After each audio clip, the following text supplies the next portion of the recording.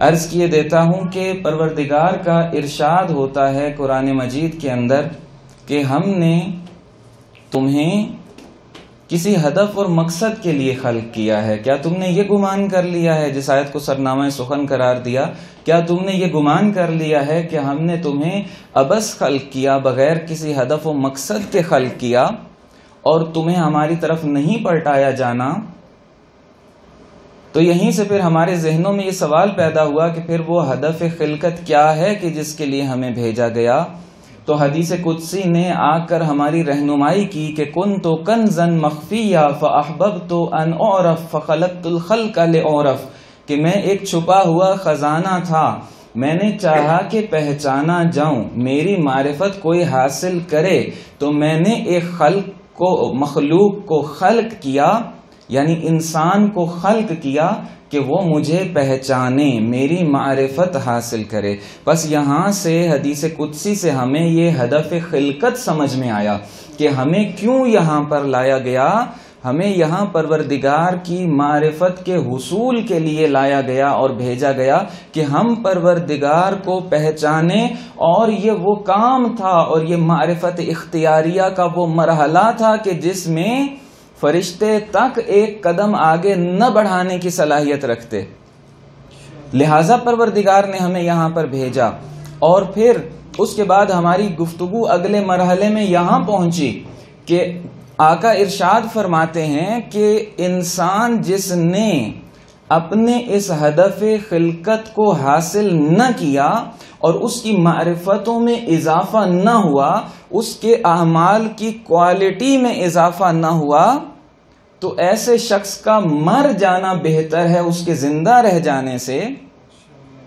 اور پھر ہماری بات یہاں آگے بڑھی کہ اچھا یہ تو طے ہو گیا کہ ہمیں پروردگار کی معرفت کے حصول کے لیے یہاں بھیجا گیا ہے، اور حاصل کرنے کی خواہش اور تڑپ بھی پیدا ہوئی کہ اگر یہ حاصل نہ کیا تو بے مقصد چلے گئے اور اعمال میں کوئی وزن نہ ہوگا. وہ اسکول اور بچے والی مثال اگر آپ ذہن میں دہرا لیں کہ جس نے بہت اچھے کام کیے تھے لیکن آخر میں رزلٹ میں فیل تھا، تو اس کے سارے اچھے کام کوئی ایک بھی نہ مانا والد نے. اسی طرح سے ہمارے اعمال کا حشر بھی ہوگا وہاں پر کہ جتنے اعمال لے کر کے چلے جائیں، جتنی زیادہ ان کی کوانٹیٹی ہو، اگر کوالٹی نہیں ہوگی، یعنی معرفت کے ساتھ انجام نہیں دیے ہوں گے، تو ان کا وزن صفر ہوگا. بس اس رستے میں اگر ہم نے طے کر لیا کہ ہمیں آگے بڑھنا ہے، تو اب کچھ موانع اور کچھ رکاوٹیں آتی ہیں اس حصول معرفت کے رستے میں کہ جن کو ہٹانا ضروری ہے. تو سب سے بڑی اور بنیادی اور مشکل ترین رکاوٹ اس سفر کے اندر، کہ جس سفر کو طے کرنے کے لیے ہم اور آپ یہاں بھیجے گئے ہیں، خود ہم ہیں، ہمارا نفس ہے، ہماری خواہشیں ہیں. اور پھر بات یہاں سے آگے بڑھی کہ ان خواہشوں کو جب تک کچلیں گے نہیں، جب موتو قبل ان تموتو کی منزلوں کو طے نہیں کریں گے، جب تک اقتلوا انفسکم کے مرحلے سے نہیں گزریں گے، تب تک ہم اس نفس سے چھٹکارا نہیں حاصل کر سکتے اور ایک قدم معرفت میں آگے نہیں بڑھ سکتے. اور پھر بات ہماری آگے بڑھی کہ یہ معرفت اگر ہم نے اپنے نفس کی حاصل کر لی تو اس کے فائدے کیا کیا ہوں گے، اور 2-3 دن اس پر ہماری گفتگو رہی. اور اب ہم اس مرحلے پر پہنچے کل کی گفتگو میں کہ اس معرفت کے حصول کے، اپنی نفس کے معرفت کے حصول کے جو فوائد ہیں اور جو آثار و نتائج ہم دیکھیں گے. کوئی معرفت بھی بے نتیجہ نہیں چھوڑتی ہے. المعرفت نور القلب، اور نور اپنا اثر دکھاتا ہے. بس اس کی تاثیر کیا ہوگی؟ ایک تو یہ کہ ہم اپنی رکاوٹ کو اپنے رستے سے ہٹائیں گے، اور پھر ہم یہ نہیں کہیں گے کہ خود آپ اپنی راہ کی دیوار بن گیا، ہٹا دیں گے اس دیوار کو. اور اسی طرح سے ہمارے بہت سے مسئلے حل ہو جائیں گے کہ ہمیں یہ کائنات چھوٹی لگنے لگے گی، یہ جھگڑے لڑائیاں تو بہت چھوٹے ہو جائیں گے ہمارے سامنے.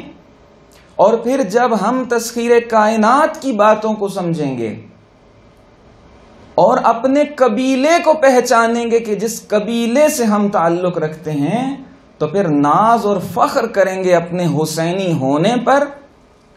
اور پھر جب یہ معرفت نفس کا مرحلہ طے ہوگا تو پھر ارشاد ہوگا کہ من عرف نفسہ عرف ربہ، کہ جس نے اپنے نفس کو پہچان لیا اس نے اپنے رب کو پہچانا۔ بس دیکھیے بات یہاں تک کس طرح سے ترتیب سے جڑ کر کے آئی کہ وہ ہدف آگے اس تک بڑھیں گے تب کہ جب ہم نفس کو پہچانیں گے، اور ہدف معرفت اللہ ہے۔ بس یہاں سے گفتگو کو آج آگے لے کر کے بڑھنا ہے۔ جتنی آج گفتگو ہو گئی باقی انشاءاللہ کل عرض کریں گے۔ درود بھیجیے گا خاندان اہل بیت پر۔ اللہم صلی علی محمد وآل محمد وعجل فرجہم۔ زیادہ گفتگو آج ارادہ ہے کہ نہ کی جائے۔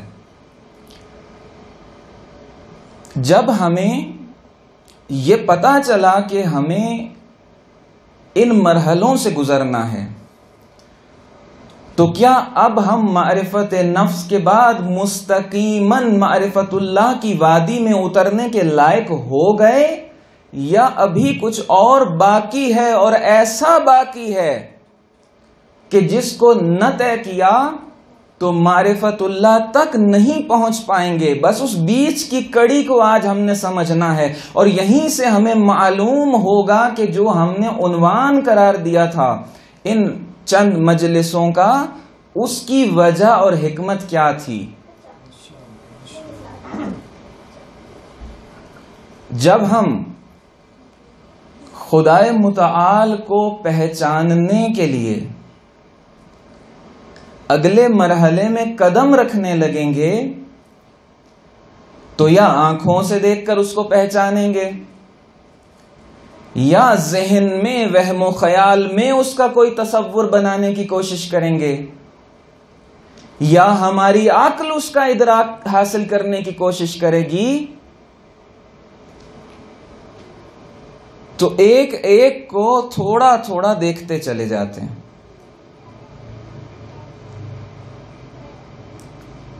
ہمارا وہم و خیال اگر پروردگار کو سوچنے کی کوشش کرے گا تو ادھر سے ایک صدا آئے گی کہ کلما میزتموہ بأوہامکم فی ادق المعانی مخلوق، خبر ہے مخلوق مصنوع مثلکم مردود الیکم۔ عجب مرحلہ ہے عزیزو۔ بہت خوش تھے ہم، ذہن میں خدا کا تصور میرے جیسے لوگ لیے پھر رہے تھے آج تک، لیکن آج اس فرمان نے اور آقا کے اس قول نے ایک عجیب فکر میں مبتلا کر دیا۔ بہت خوش تھا میرے جیسا شخص، ذہن میں خدا کا تصور لیے پھر رہا تھا۔ کلما میزتموہ، کہ جو کچھ بھی تم تصور کرتے ہو اپنے ذہن کے اندر، بأوہامکم، اپنی ان صلاحیتوں سے کہ جو پروردگار نے تمہیں عطا کی ہیں، سوچنے کی، سمجھنے کی، تخیل کرنے کی، فی ادق کے معانی ہے، جتنی دقتوں میں اترتے چلے جاؤ، مخلوق، جو گہرے سے گہرا تصور اپنے ذہن میں کر کے دیکھ لو، مخلوق، وہ مخلوق ہے۔ مصنوع مثلکم، جیسے تم ممکن الوجود ہو، کسی نے تمہیں وجود عطا کیا ہے، تم مخلوق ہو کسی کی۔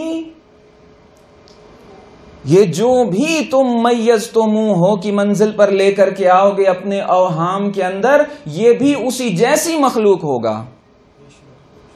مردود الیکم، پلٹا دیا جائے گا تمہاری طرف، مخلوق ہے۔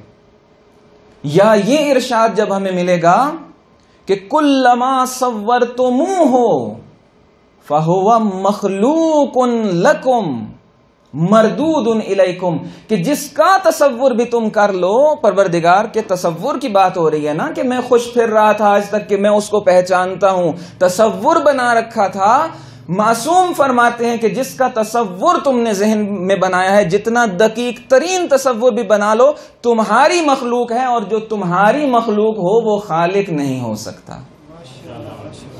عجیب مرحلے پہ آگے گفتگو کہ اگر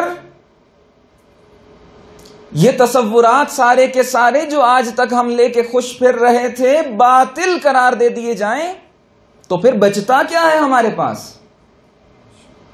مخلوق لکم، تمہاری مخلوق ہے، یہ خدا نہیں ہے جو تمہارے ذہنوں میں ہے، تمہاری مخلوق ہے، تمہارا تصور ہے، تمہاری تخلیق ہے، اور جو تمہاری تخلیق ہو وہ خالق نہیں ہو سکتا۔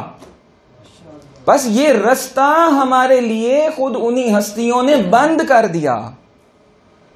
منع نہیں کیا جا رہا عزیزو کہ اس طرح کا کوئی تصور حاصل نہ کرے۔ معرفت جلالیہ تو سب کے لیے ہے نا، دروازے کھلے ہیں اس کے لیے۔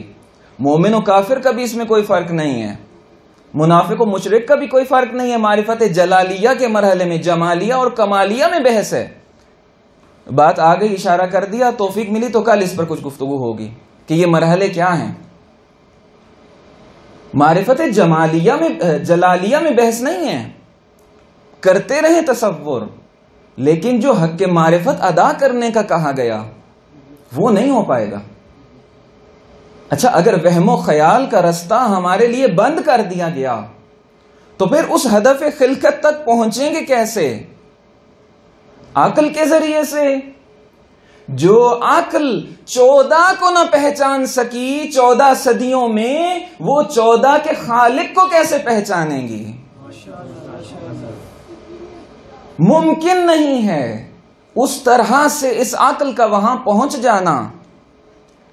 براہین ہو وہ سب چیزیں اپنی جگہ، لیکن جس معرفت کی وادی میں معصوم لانا چاہتے ہیں کہ جو معرفت کی وادی پھر پہاڑوں کو وہ شخص اپنی دعاؤں سے چلاتا پھرے گا، سمندروں پہ سفر کرتا پھرے گا، وہ خالی ان سوکھے براہین سے حاصل ہونے والی منزلیں نہیں ہیں عزیزو۔ اچھا، ظاہری حواس کا کیا بنے گا؟ اگر کوئی چاہے ظاہری جتنے راستے ممکن ہو سکتے ہیں پروردگار تک پہنچنے کے، ایک ایک کو زیر بحث لا رہے ہیں ہم۔ اگر ظاہری حواس سے پروردگار کو پہنچنے کی کوشش کرنا شروع کی اور یہ تصور بھی ذہن میں آیا کہ ہمیں ظاہری حواس سے پہچاننا ہے، تو نہج البلاغہ کا پہلا خطبہ ہی ہمیں ڈانٹ دے گا۔ ظاہری حواس سے پہچاننے کی بات کرتے ہو تم، ممکن نہیں ہے۔ اور پھر قرآن مجید کی آیتیں بھی لن ترانی کے واقعات سنائیں گی۔ رب ارنی، جب قوم نے تقاضا کیا، بنی اسرائیل نے تقاضا کیا کہ ہم دیکھے بنا قبول نہیں کریں گے، تو پھر نبی خدا کی زبان پر بھی وہ تقاضا آ گیا، ارنی کا لفظ ہے۔ حضرت موسیٰ کہہ رہے ہیں ارنی، سمجھتے تھے قوم کو کچھ سمجھانا چاہ رہے تھے، اسی لیے تقاضا کیا، ورنہ نبی خدا سے بعید تھا کہ ارنی کا تقاضا کریں۔ اور پھر لن ترانی کا جو جواب آیا، اور جو جواب آیا کہ اگر موسیٰ بہت عزیز تھے نا، پروردگار سیدھا سیدھا رد نہیں کر رہا موسیٰ کو، ایک اور مرحلے میں ڈال دی بات، تھوڑی گھوم کے آ جاتا کہ سیدھا سیدھا موسیٰ کو رد نہ کیا جائے۔ بہت عزیز تھے کہ اس پہاڑ کو دیکھ لو، ہم اپنی تجلی اس پر کریں گے، اگر یہ بچا رہا تو پھر تم بھی کچھ امید لگا لینا۔ لیکن جب وہ پہاڑ چکنا چور ہو گیا، ریزہ ریزہ ہو گیا، قوم مر گئی، موسیٰ بے ہوش ہو گئے۔ یہ معرفت کے لیولز کا فرق تھا عزیزو۔ موسیٰ کو یہ قوت کس نے دی کہ زندہ پھر بھی رہے، بے ہوش ہوئے اس تجلی کو دیکھ کر؟ یہ معرفت کا لیول تھا، اور وہ تجلی بھی خدا نہیں تھا عزیزو، تجلی خدا کی مخلوق ہوا کرتی ہے۔ اور اب اس میں بحث نہیں ہے، ایک الگ پھر وادی کھل جائے گی کہ پروردگار نے کون سی تجلی وہاں پر کی تھی، اور پھر بہت سے لوگوں کو جب وہ سمجھ نہیں آئیں گے مقامات عصمت، تو پھر بحث کہیں اور چلی جائے گی۔ آپ کی بات نہیں کر رہا۔ بس نہ یہ ظاہری آنکھیں اس کو دیکھنے کی صلاحیت رکھتی ہیں، نہ یہ عقلیں اس تک دسترس رکھتی ہیں، نہ یہ وہم و خیال کے تصورات خدا ہو سکتے ہیں، چونکہ ہماری مخلوق ہیں اور ہماری تخلیق ہیں۔ پس پروردگارا، جس ہدف کے لیے تو نے بھیجا تھا وہ تھا معرفت کا حصول، اور اگر تیری معرفت کے حصول کے بغیر ہم عمل کرتے رہے تو سب بیکار۔ ذرا جوڑ لیجئے پچھلی ساری گفتگو کو۔ اور اگر بغیر معرفت کے چلے گئے تو وہاں پر سب کچھ صفر، اعمال کا کچھ وزن نہیں ہوگا۔ اور جب تک جیے یہ صدائیں آتی رہیں گی ساتویں امام کی، تم جی تو رہے ہو لیکن تمہارا مر جانا تمہارے جینے سے بہتر تھا۔ تو پروردگارا، جائیں تو جائیں کہاں؟ کیا پروردگار کسی چیز کا حکم دیتا ہے تو اس کا رستہ نہیں بناتا؟ اگر کوئی بند گلی ہے تو پھر حکم کیوں دیا؟ اور اگر حکم دیا تھا تو اس کا مطلب یہ ہے کہ گلی بند نہیں ہے، کوئی دریچہ، کوئی روزنہ، کوئی روشنی، کوئی رستہ پروردگار نے ایسا رکھا ہے کہ جس کے لیے بصیرت کی آنکھوں کی ضرورت پڑے گی، جس کے لیے معرفت کی ضرورت پڑے گی، جس کے لیے خود کو در اہل بیت پر جھکانا پڑے گا۔ اور پھر پروردگار کی یہ آواز آئے گی کہ اے انسان، میں نے تجھے جو حکم دیا تھا اس کا رستہ بھی بتا دیا تھا، اور میں نے ایسے نور تخلیق کر دیے تھے، میں نے ایسے آئینے لگا دیے تھے کہ اگر تو میری صفات کا علم حاصل کرنا چاہے گا تو ان آئینوں میں دیکھتے چلے جانا۔ اگر مجھ محمود کو دیکھنا ہو تو میرے محمد کو دیکھ لینا، اگر مجھ اعلیٰ کے الوف کو دیکھنا ہو تو در علی پر آ جانا، اگر مجھ فاطر السماوات والارض کی معرفتوں کا حصول چاہو گے تو در سیدہ پر حاضری دینا ہوگی، اگر مجھ محسن کو پہچاننا چاہو تو در حسن پر آنا، اور اگر مجھ قدیم الاحسان کی معرفت حاصل کرنا چاہو تو در حسین پر آئے بغیر کوئی چارہ نہیں ہے۔ عزیزوں،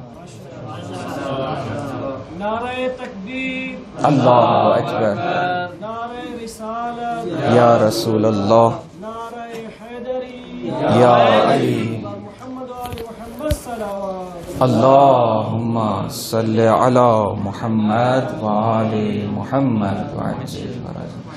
عزیزو، کچھ اور گفتگو ہے جو چھوڑ رہا ہوں یہاں پر کل کے لیے۔ ایک روایت ہے جو کل عرض کروں گا، جو اس آج کی بات کو تکمیل کرے گی، چاہے اس کی دلیل سمجھ لیجئے گا، چاہے اس کی تکمیل سمجھ لیجئے گا۔ بس پروردگار نے ہمیں یہاں بھیج کر ہمیں اس در پر بھیجا کہ میری صفات ذات تو ممکن ہی نہیں ہے کسی کے لیے سمجھنا۔ صفات الہیہ کا اگر علم حاصل کرنا چاہو، صفات الہیہ کی اگر معرفت حاصل کرنا چاہو تو نہ وہم و خیال کی طرف جانا، نہ اپنی عقل پر بھروسہ کرنا، نہ ان ظواہر کو دیکھنا، بلکہ در اہل بیت پر تمہیں آنا ہوگا۔ اور پھر وہ اہل بیت ہیں کہ ایک ہماری معرفت ہے، ایک ان کی معرفت ہے۔ ہم جب معرفت کے حصول کی طرف نکلتے ہیں تو ہم ان آثار کو دیکھتے ہیں، اور آگے سے ہمیں بتایا جاتا ہے اور جواب دیا جاتا ہے کہ لیس کمثلہ شیء۔ ان آثار کو دیکھ کے خدا تک پہنچنا چاہتے ہو؟ برہان انی جس کو کہہ سکتے ہیں آپ، کہ ان آثار کو دیکھ کر خدا تک پہنچنا چاہتے ہو؟ سب ناقص ہیں۔ لیس کمثلہ شیء، اس کی ذات جیسی کوئی شے نہیں ہے۔ ہماری مجبوری یہ ہے کہ ہم آثار کے ذریعے سے اس تک پہنچیں گے، پھر بھی ادھر سے ہی جانا ہے، برہان تو یہیں سے ملے گا ہمیں۔ لیکن ان کی معرفت اور ہماری معرفت میں فرق یہ ہے عزیزو کہ ہم دنیا میں بھیجے گئے یہ آسمان پہلے تھا، ہم دنیا میں بھیجے گئے یہ زمین پہلے تھی، ہم بعد میں تھے، ہم دنیا میں بھیجے گئے یہ درخت و ستارے و آسمان یہ سب پہلے تھے، ہم بعد میں تھے، یہ مخلوقات پہلے تھی، ہم بعد میں تھے۔ ان کو پہلے دیکھیں گے، پھر خالق تک پہنچنے کی کوشش کریں گے۔ لیکن وہ ہستیاں وہ ہیں کہ جو یہ کہتی ہوئی دکھائی دیتی ہیں کہ الہی، امام حسین علیہ السلام کے جملے ہیں، الہی ترددی فی الآثار یوجب بعد المزار، کہ پروردگارا تیرے آثار میں گھومنے سے، تیرے آثار میں رہنے سے اور غور و فکر کرنے سے ہمیں تجھ سے دوری محسوس ہوتی ہے۔ الہی ترددی فی الآثار یوجب بعد المزار، بالکل برعکس ہیں دو رستے، ہمیں ادھر سے جانا ہے، ہم بعد میں تھے، یہ آثار ہم سے پہلے موجود تھے، لیکن وہ کہنے والے صادق ہیں، وہ کہنے والے امین ہیں، وہ کوئی بات بغیر دقت کے کہتے نہیں ہیں، یہ کائنات بعد میں بنی ہے، ان کا نور مجسم پہلے سے مجسم ہو چکا تھا۔ درود بھیجیے گا، اللہم صلی علی محمد وآل محمد وعجل فرجہم۔ اللہ اکبر، یا رسول اللہ، یا علی، اللہم صلی علی محمد وآل محمد وعجل فرجہم۔ بس عزیزو، اس در پر آئے بغیر چارہ نہیں ہے، اور یہ معرفتیں ہیں، یہ معرفتیں ہیں کہ جو کسی کی قیمت کا سبب بنتی ہیں، یہ معرفتیں ہیں کہ جو کسی کو مقامات عطا کرتی ہیں، یہ معرفتیں ہیں کہ جو کسی کو عظمتیں عطا کرتی ہیں۔ عزیزو، یہ کربلا بہت پھیلی ہوئی کربلا، بس بات ختم ہو گئی، توسل میں کچھ وقت لوں گا آپ سے۔ یہ کربلا، اتنی وسعت ہے اس کربلا کے اندر کہ جب نبوت کا آغاز ہوتا ہے اور جب پروردگار کو واسطہ دے رہے ہیں ابو البشر، تو عرض کرتے ہیں یا قدیم الاحسان بحق الحسین، اور جب لفظ حسین آدم نے زبان سے جاری کیا تو جبریل سے کہتے ہیں کہ جبریل، یہ حسین کون ہے؟ جب یہ لفظ حسین لیا ہے میرا دل بھر آیا ہے۔ اور پھر وہاں سے، ابھی مصائب شروع کرنا مقصود نہیں تھا، وہاں سے جبریل واقعہ کربلا کو بیان کرنا شروع کرتے ہیں، آدم گریا شروع کرتے ہیں، روئے زمین کی پہلی مجلس کا اس طریقے سے انعقاد ہوتا ہے، اس سے پہلے کی ہمیں خبر نہیں ہے۔ اور جو نبی بھی کربلا سے گزرا اس کے آنسو نہ تھمے، اور پھر کربلا کا مرحلہ آتا ہے، اور اس کے بعد طول تاریخ پر پھیلی ہوئی ہے یہ کربلا، اور پھر حضرت کے ظہور تک، کم سے کم حضرت کے ظہور تک جاتی دکھائی دے رہی ہے یہ کربلا۔ این الطالب بدم المقتول بکربلا، جو ہم کہتے ہیں، کربلا حضرت کے ظہور سے جڑتی دکھائی دیتی ہے۔ وسعت دیکھ رہے ہیں کربلا کی۔ اور حضرت جب اپنا تعارف کروائیں گے، الا یا اہل العالم انا الامام القائم، الا یا اہل العالم انا السمسام المنتقم، الا یا اہل العالم ان جدی الحسین قتلوہ عطشانا، کہ اے دنیا والو جان لو کہ میں اس حسین کا بیٹا ہوں جس کو پیاسا شہید کیا گیا۔ اپنا تعارف جب امام حسین سے کروائیں گے حضرت حجت، تو ہمیں یہاں سے دکھائی دیا کہ کم سے کم بھی کربلا کا جو پھیلاؤ ہے وہ نبوتوں کے آغاز سے امامتوں کے اختتام تک ہے۔ کوئی واقعہ تاریخ میں اتنا پھیلاؤ شاید نہ رکھتا ہو۔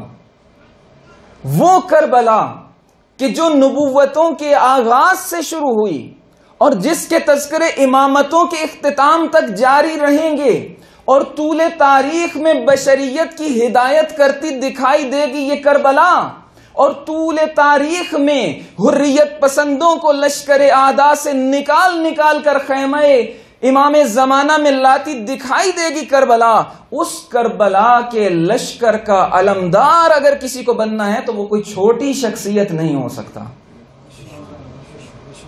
علمدار لشکر کربلا بننا ہے عباس ابن علی کو۔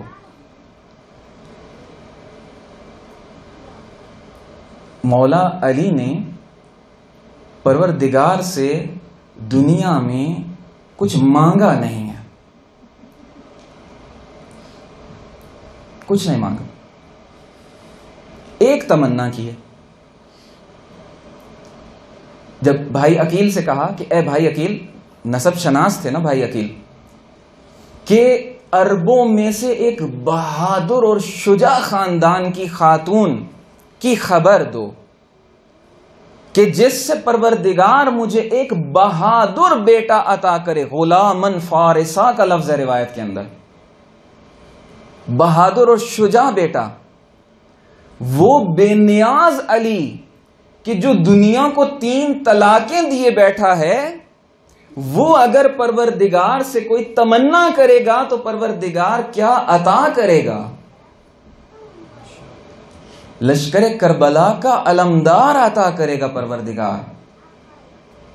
عزیزو، وہ عباس ابن علی، وہ ابو الفضل العباس کے جن کو پروردگار سے علی ابن ابی طالب مانگ رہے ہیں، بے وجہ نہیں ہے یہ دعا، کربلا کا انتظام کر رہے ہیں۔ موقع ہو مولا عباس کی فضیلتیں بیان کی جائیں، بہت تشنا موضوع ہے، جتنے عباس تشنا تھے، کہ ان کی شخصیت کو سمجھا جائے کہ یہ کیا، یہ خالق نہج البلاغہ کا بیٹا ہے۔ کربلا میں مولا علی علیہ السلام چاہتے تھے کہ میری نمائندگی بھی موجود ہو، اس لیے خدا سے مانگا۔ امام حسین علیہ السلام کو تو آیہ مباہلہ کی روح سے ابناءنا کہہ کر رسول اللہ نے اپنا بیٹا بنا لیا۔ امام حسین کربلا میں رسول اللہ کی نشانی ہے اور رسول اللہ کا حصہ ہے کربلا کے اندر۔ کس طرح پنجتن کربلا میں آتے ہیں، جناب سیدہ نے جناب زینب کبریٰ کو تیار کیا ہے کربلا کے لیے۔ امام حسن علیہ السلام نے، جیسے کل بات ہوئی، حضرت قاسم کے بازو پر تعویذ باندھ کر اپنے آپ کو اور اپنا موقف کربلا تک پہنچایا ہے اور شامل ہوئے ہیں کربلا کے اندر۔ مولا علی نے پروردگار سے ابو الفضل العباس کو مانگ کر کربلا میں شمولیت اختیار کیا۔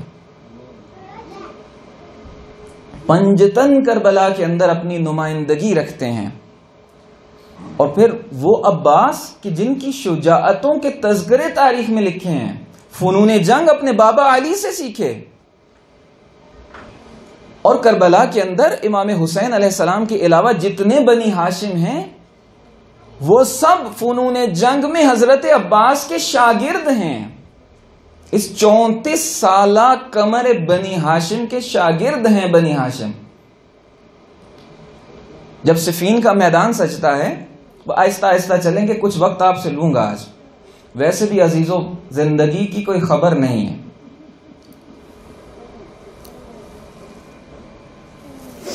آج کل کے یہ جو ایام ہیں، پروردگار آپ سب کو اپنی حفظ و امان میں رکھے، تمام مؤمنین کو، اور پروردگار باب الحوائج کے صدقے میں بشریت کو اس بیماری سے نجات عطا فرمائے۔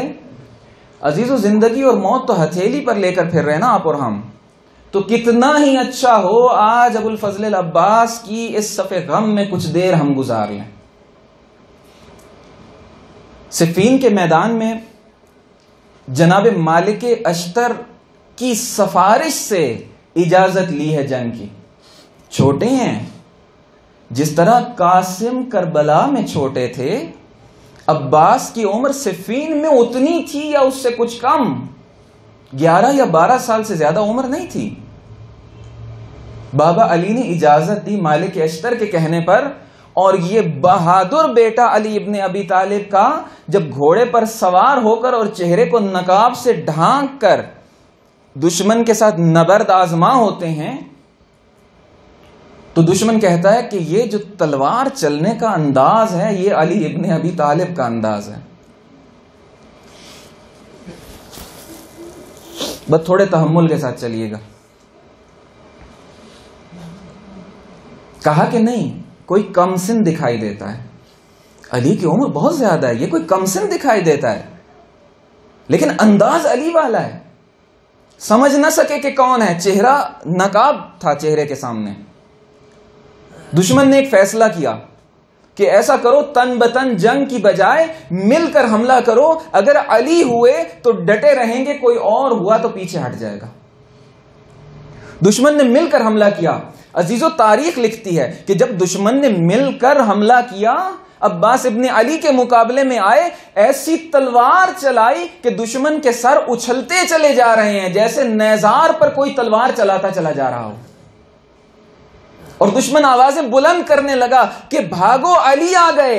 اور پھر خیمے کا پردہ ہٹا کے علی ابن ابی طالب آتے ہیں کہ میں تو ادھر کھڑا ہوں، یہ میرا بیٹا عباس تم سے لڑنے آیا ہے. کاش جنگ کی اجازت مل جاتی کربلا کے اندر. ایسا نہیں تھا کہ جنگ نہیں کی، بہت لڑے ہیں، لیکن جس طریقے سے شہداء اجازت لے کر جاتے تھے اور اپنی آخری جنگ لڑ کے شہید ہو جاتے تھے، وہ مرحلہ نہیں آیا، وہ اجازت نہ مل سکی. عزیزو، 9 راتیں جن آنکھوں نے پہرا دیا ہو، کتنی تھکی ہوئی ہوں گی وہ آنکھیں کہ جن کو عاشورہ کے دن سو جانا ہے، اور پھر ان آنکھوں کو بیدار رہنا ہے کہ جو سویا کرتی تھیں.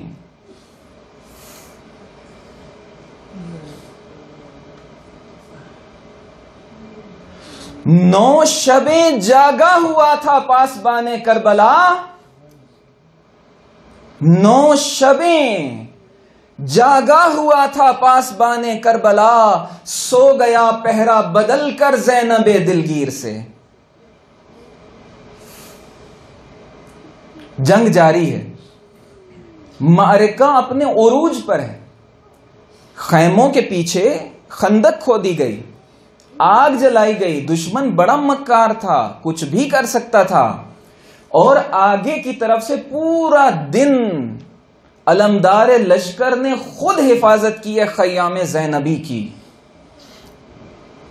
میں قربان جاؤں 11 محرم کے خیام پر اور خواتین پر کہ 10 محرم کو جن خیموں کی حفاظت ابو الفضل العباس کر رہے ہیں. اسی اثناء میں بات اپنی منزل کو پہنچ رہی ہے. اسی اثناء میں زہیر ابن کین آتے ہیں اور کہتے ہیں کہ عباس، تم سے ایک بات کہنی ہے تمہارے بابا علی کی. عباس کہتے ہیں زہیر، یہ لمحہ نہ تھا بات کرنے کا، لیکن تم نے بابا علی کا نام لیا ہے، ادب اجازت نہیں دیتا. خیموں کی حفاظت بھی کروں گا، سواری پر رہوار پر سوار بھی رہوں گا، تمہاری بات بھی سنوں گا. تو کیا کہتے ہیں زہیر کہتے ہیں عباس، تمہیں یاد ہے تمہارے بابا نے تمہاری والدہ کے ساتھ ازدواج کیوں کیا تھا اور تمہیں کیوں مانگا تھا پروردگار سے؟ تمہیں اس دن کے لیے مانگا تھا کہ جب تمہارے بھیا اور آقا حسین لشکر اعداء میں گھر جائیں تو تمہیں علمدار لشکر بننا ہے، حسین ابن علی پر قربان ہونا ہے. اے عباس، آج وہ دن آ گیا. تو مولا عباس کہتے ہیں اتشجعونی یا زہیر، اے زہیر تم مجھے جوش دلوا رہے ہو، ایسی جنگ دکھاؤں گا کہ تم نے تاریخ میں کبھی اپنی آنکھوں سے نہ دیکھی ہو. عزیزو، تاریخ کے جملے ہیں، مقتل کے جملے ہیں. ابو الفضل عباس نے ایڑ لگائی، گھوڑے کی زینے ٹوٹ گئیں، رکابیں ٹوٹ گئیں گھوڑے کی. اور وہی قسمت کا مارا دشمن جب قریب آیا، عباس ابن علی ایسے برسے دشمن کے اوپر. یہ کیا جانے عباس کی شان کیا ہے. جب مدینہ سے نکلنے سے پہلے 8 ذی الحجہ کو بام کعبہ سے خطبہ ارشاد کیا خالق کربلا کے بیٹے نے اور کہا کہ اے کافرو، تم حسین کو قتل کرنا چاہتے ہو؟ تمہارے آبا نے، قریش نے رسول اللہ کو قتل کرنے کا ارادہ کیا تھا، لیکن نہ کر سکے جب تک علی ابن ابی طالب کی ڈھال وہاں موجود تھی۔ تم حسین کو قتل کرنا چاہتے ہو؟ تم قتل نہ کر سکو گے جب تک عباس ابن علی ڈھال بن کے حسین کے سامنے کھڑا رہے گا۔ اے کافرو، میں تمہیں طریقہ بتاتا ہوں، اگر حسین تک پہنچنا چاہتے ہو تو پہلے مجھ عباس کو قتل کرنا۔ یہ 8 ذی الحجہ کا خطبہ ہے بام کعبہ کے اوپر سے، اور وہیں یہ کہا تھا کہ تم ان کو موت سے ڈراتے ہو کہ جو یلعبون بالموت فی الطفولیہ، کہ جو بچپن میں موت سے کھیلا کرتے تھے اب وہ جوان ہو گئے ہیں۔ بس یہ 34 سالہ جوان دشمن کے اوپر ٹوٹ پڑا زہیر کے کہنے پر۔ اور پھر تاریخ نے لکھا، مقتل کے جملے ہیں، زہیر کہتے ہیں کہ جس طرح نیزار کے اوپر کوئی آتشی تلوار چل رہی ہوتی ہے، دشمن کے سر اس طرح ہوا میں اچھلتے جا رہے تھے کہ منزل آئی مارد کی۔ مارد ایک بہادر اور نامور نیزہ بردار تھا، تلوار نیام میں ڈال دی ابو الفضل العباس نے، کہا کہ مارد مزہ تب ہے کہ آج تمہارے نیزے سے تمہیں واصل جہنم کروں۔ لاکھ لشکر آدھا نے حائل ہو کر مارد کو بچانے کی کوشش کی، مارد کا نیزہ چھین کے ابو الفضل العباس نے اسی نیزے سے اس کو واصل جہنم کیا اور پلٹے زہیر کے پاس۔ لیکن عزیزو، کتنا سخت ہے وہ دن کہ جب ایک ایک کر کے اصحاب جا رہے ہیں، علمدار لشکر کا لشکر بکھرتا جا رہا ہے، اور ایک مرحلہ وہ آیا کہ جب آقا حسین رہ گئے ہیں اور علمدار لشکر کربلا رہ گئے ہیں، حاضر ہوتے ہیں آقا حسین، اب مجھے اجازت دے دیجئے۔ کیا جواب دیں بھیا حسین؟ آقا حسین کس طرح بھیج دیں؟ شاید کہا کہ عباس تم تو میرے لشکر کے علمدار ہو۔ آنسو جاری ہیں، سر جھکا ہوا ہے علمدار کربلا کا۔ آقا حسین وہ لشکر کہاں رہ گیا جس کا میں علمدار تھا؟ عزیزو، بس یہ گفتگو ہو رہی تھی کہ بچوں نے مشکل کو حل کر دیا۔ الاتش الاتش کی آوازیں بلند تھیں۔ مولا نے کہا عباس بھیا جاؤ بچوں کے لیے پانی کا انتظام کرو۔ ان الاتش کی آوازیں بلند کرنے والے بچوں کے اوپر نہ جانے بعد میں کیا گزری ہوگی جب آقا حسین فقط علم کو لے کر واپس آئے ہوں گے۔ جس خیمے میں مشقیں رکھی تھیں، عزیزو آقا عباس اس خیمے کے اندر جاتے ہیں، کیا منظر دیکھتے ہیں؟ چھوٹے چھوٹے حسین کے پیاسے بچے، بنی ہاشم کے چھوٹے چھوٹے معصوم پھول ان خشک مشکوں کو اپنے شکم اور سینے سے لگا کر بیٹھے تھے۔ بیٹی سکینہ مشک دو، میں تمہارے لیے پانی لے کر آتا ہوں۔ عزیزو اپنے آقا کے قدموں کو چوما، ہاتھوں کا بوسہ لیا، چہرے کا پیشانی کا بوسہ لیا، سوار ہوئے علمدار کربلا اور چلے لشکر اعداء کی طرف، اور چلے اس نہر فرات اور نہر القمہ کی طرف کہ شاید پانی کا کچھ انتظام کر لیں عباس، شاید حسین کے پیاسے بچے کسی طرح سے سیراب ہو جائیں۔ عزیزو 4000 تیر اندازوں کو پہرے کے طور پر بٹھایا گیا تھا نہر کے کنارے، 10,000 کی تعداد بھی ملتی ہے۔ علی کا شجاع بیٹا عباس ایسے ٹوٹا اس دشمن کے اوپر کہ دشمن کو پیچھے دھکیلتے چلے جا رہے ہیں۔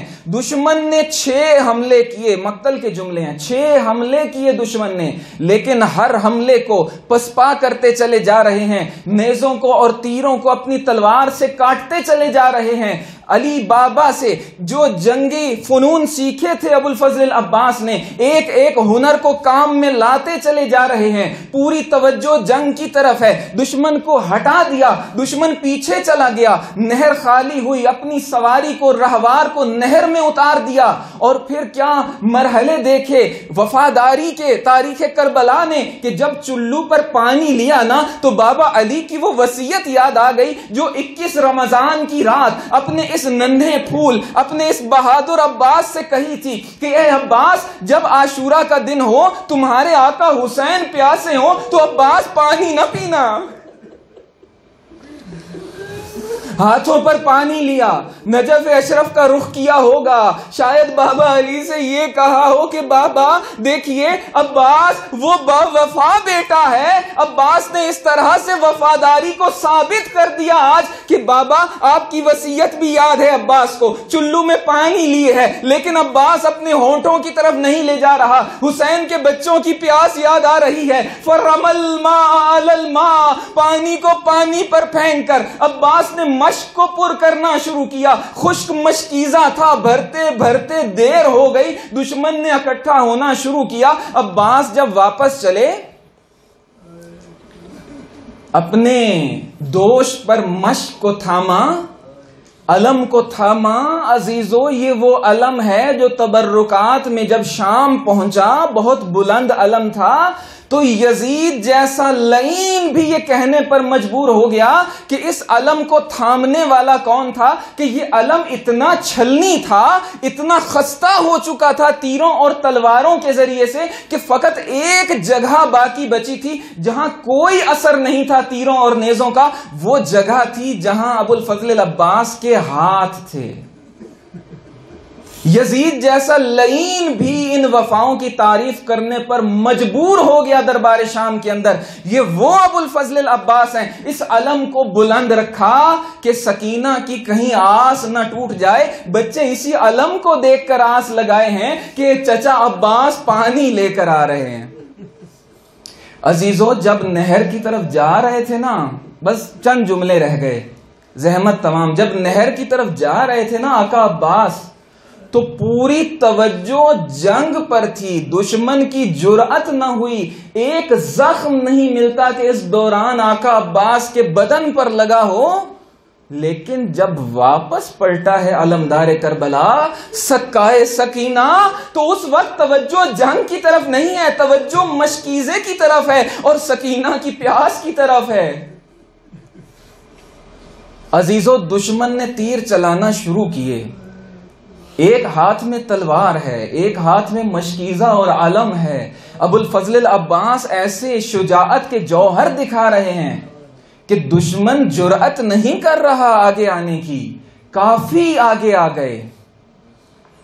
خیموں کی طرف یہ سفر جاری تھا کہ ایک لعین نے کمین میں چھپ کر ایسا وار کیا کہ پھر آقا عباس کو یہ آواز بلند کرنا پڑی کہ ان قطعتم الیمینی، کہ اگر تم میرا دایاں بازو قلم کرتے ہو تو انی احامی ابدا عن دینی، میں پھر بھی تا ابد دین کی حمایت کرتا رہوں گا. بائیں ہاتھ میں مشکیزے کو تھاما، مشکیزے کو دانتوں سے تھاما، علم کو پرچم کربلا کو یا گھٹنوں سے تھاما یا اپنے اس کٹے ہوئے بازو کے ساتھ سینے سے لگایا اور دوسرے بازو سے جنگ کرتے جا رہے ہیں. دونوں بازوؤں کے کٹنے کا فاصلہ بہت زیادہ ہے.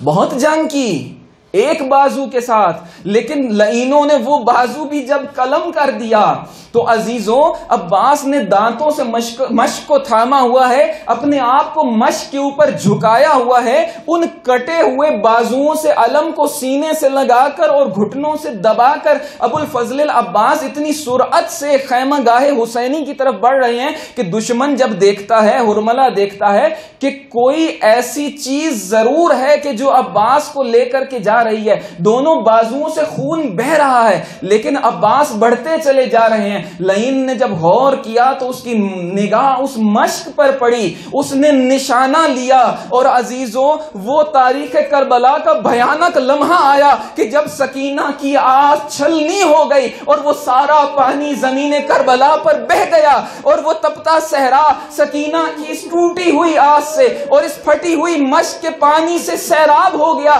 تو اب عباس سے واپس خیموں کی طرف آنے کی جرات نہ رہی. عباس نے گھوڑے کو گھٹنے کے ذریعے موڑ دیا عزیزوں لشکر اعداء کی طرف. عزیزوں 4000 تیر انداز تیر چلا رہے ہوں جس کی طرف اس کا پیکر ذوالجناح کی طرح تیروں کو اس حد تک اپنے اوپر لیے ہوئے تھا کہ اگر کوئی جگہ باقی بچی تھی تو وہ عباس کی آنکھیں تھیں کہ جن سے عباس ہر کچھ لمحے کے بعد اٹھ اٹھ کے رکاب کے اوپر کھڑے ہو کر خیمہ گاہ حسینی سے اپنے فاصلے کو دیکھتے تھے کہ سکینہ کی آس پوری ہونے میں کتنا وقت رہ گیا. لیکن عزیزوں جب مشق چھلنی ہو چکی, جب عباس نے اپنی سواری کا رخ موڑ دیا تو عزیزوں ایک تیر آتا ہے جو عباس کی آنکھوں میں پیوست ہو جاتا ہے.